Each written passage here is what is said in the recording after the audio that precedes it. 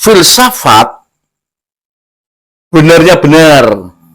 Karena hasil dari logika tadi. Irfan nih mengetahui kebenaran. Ilham bersama kebenaran. Wahyu bersatu kebenaran. Inilah rumus kebenaran dalam hidup. Nongkrong sambil ngopi, jos. Top kan. Cobi banget, cobi ya. Ben seger, ben seger.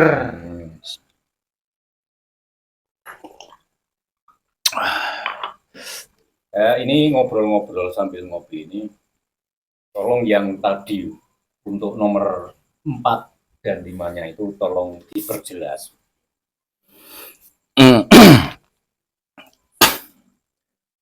Rumus kebenaran dalam kehidupan ini yang nomor 4 yaitu ilham. Ilham itu peringkatnya peringkat imamah atau aulia. Lah, ilham itu apa sih? Ilham itu bersama kebenaran. Ilham itu bersama kebenaran. Itu ilham. Lah, itu orangnya peringkatnya imamah atau aulia. Lah, kita ini orang-orang biasa ya tidak sampai ke situ, tidak bisa. Ya, apapun yang terjadi berusaha semaksimal mungkin tidak akan pernah bisa menjangkau. Karena apa? Bukan peringkat kita. Peringkat kita ini sampai ke Irfan itu sudah luar biasa. Jadi kalau peringkat kita ini mencapai Irfan, itu sudah menjadi seorang sufi. Seorang sufi. Tetapi kalau ilham ini bersama kebenaran. Kan kita tidak mungkin menjangkau ke situ kan. Begitu kan Pak Slamet ya? Iya. Lah, yang kelima itu adalah wahyu. Wahyu ini peringkatnya para rasul. Itu wahyu. Nah, wahyu itu apa? Wahyu itu bersatu dengan kebenaran. Jadi Rasulullah SAW dan wahyunya itu bersatu. Ada misalnya ya, bisa dikatakan begini. Rasulullah SAW ya kebenaran itu. Kebenaran ya Rasulullah itu. Dibolak-balik boleh lah. Rasulullah ya kebenaran, kebenaran ya Rasulullah. Bersatu. Bersatu. Atau sekarang yang populer Al-Quran. Al-Quran itu memang kitab benarnya benar. Tidak ada sepanjang masa itu seminar membahas kebenaran Al-Quran, kan tidak ada. Tidak ada. Itu artinya kebenaran mutlak. Lah, Rasulullah bisa disebut Al-Quran juga. Al-Quran yang hidup, bukan yang tulisan. Rasulullah itu Al-Quran. Al-Quran ya Rasulullah, sama saja. Nah, itu namanya bersatu kebenaran. Nah, yang keempat tadi bersama. Nah, jadi para imamah, para aulia itu menginduk kepada Rasulullah, menginduk. Jadi bersama kan. Iya. Nah, ini rumus kebenaran dalam hidup.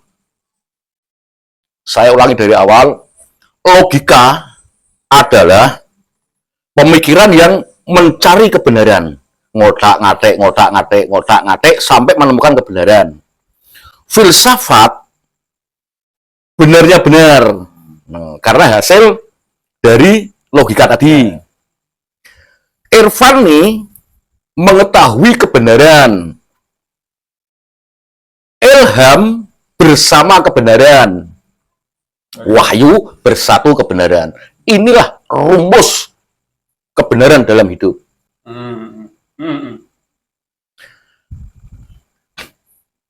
Ada lagi juga 5 rumusan.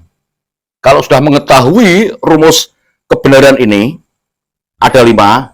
Ini yang akan saya uraikan, ya juga ada 5. Jadi sebuah keilmuan itu juga ada sistem. Pertama, ma'rifatullah. Kedua, ma'rifatun nubuwah.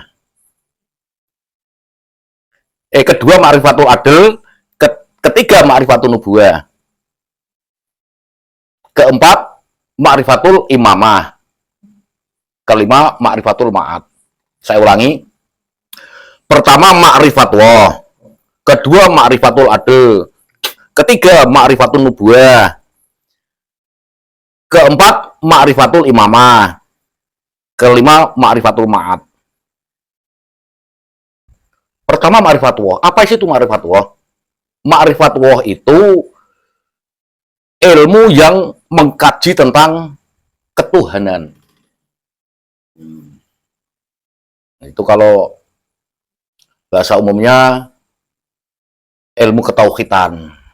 Harus dikaji. Kita tidak denger-dengerin, tidak kabar-kabarin. Masa kita mengenal Tuhan dari angin sepoi-poi. Mestinya kan harus ngecek. Kan begitu. Karena kan ada rumus keilmuannya. Namanya ma'rifatullah. Mengenal Allah. Nah itu mau tidak mau harus mengkaji. Mengkaji apa? Bagaimana total. Mengkaji total. Yang dikaji siapa? Yang dikaji Allah itu. Jadi ada pertanyaan. Kalau dalam kajian loh ya. Allah itu siapa? Allah itu ya Tuhan. Nah Tuhan itu siapa?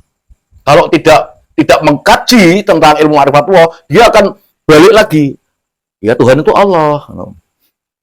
Ditanya lagi, loh Allah itu siapa? Allah itu Tuhan. Nah Tuhan itu siapa? Tuhan itu Allah. Terus bertanya lagi, Allah itu siapa? Tak tembiling. Tanya terus kok. Nah, ini standar manusia yang tidak mengkaji tentang ma'rifatullah. Ma'rifatullah itu artinya mengenal Allah. Bukan tulisan mengenalnya. Tulisan-tulisan itu bocah TK ya paham kalau itu tulisan Allah paham. Nah Allah itulah disuruh mengkaji, mengenal. Makanya ada rumusan dalam kajian keilmuan, yaitulah 1 ma'rifatullah. Mengenal Allah. Nah sampai kapan? Ya sampai kita ini memahami betul.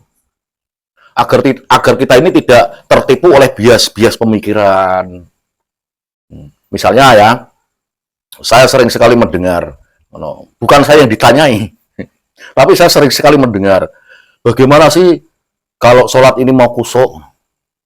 Ya bayangkan saja Allah itu seakan-akan di depan kamu. Ini namanya tidak paham dengan ketuhanan. Jadi orang ini baru mengenal tulisan. Ya. Terus dilafadzkan Allah gitu. Nah, sekarang ini ada sistem namanya ma'rifatullah, ya harus dikaji. Kalau mau mengenal Allah yang sesungguhnya, sampai kapan batas waktunya? Ya sampai kita memahami. Agar tidak terjebak oleh bias-bias ilusi. Itu kan tidak boleh kan? Bukankah Allah itu adalah yang nyata? Allah itu adalah dohir wal batin. Kan begitu. Nah kalau Allah itu dipahami secara tulisan, ya tadi, kalau mau kusuk gimana? Bayangan saja Allah itu di depan. Iya, itu kajiannya agak panjang, Pak Slamet. Yeah. Ma'rifatullah agak panjang. Nanti kalau ada waktu, kita kaji itu ma'rifatullah. Sampai paham betul paham. Agar kalau nanti ditanya sama anak cucu, Allah itu siapa? Ya Tuhan. Nah Tuhan itu siapa? Tidak kembali lagi ke Allah lagi. Ya harus bisa menerangkan. Gitu. Kan kita ini kan punya keturunan anak cucu. Barangkali tetangga-tetangga yang membutuhkan. orang-orang yang membutuhkan, kita bisa menularkan. Anggap saja sebagai jariah. Kita ini tidak bisa berjariah tentang harta. Ya. Nah, ya kita jariah sama ilmu yang kita ketahui. Tidak usah dijual. Siapa yang membutuhkan? Jadi yang namanya ilmu ma'rifatullah itu kalau dikaji memang bisa menghabiskan energi. Ya harus konsentrasi betul. Sampai paham betul bahwa Allah itu siapa. Itulah namanya ma'rifatullah.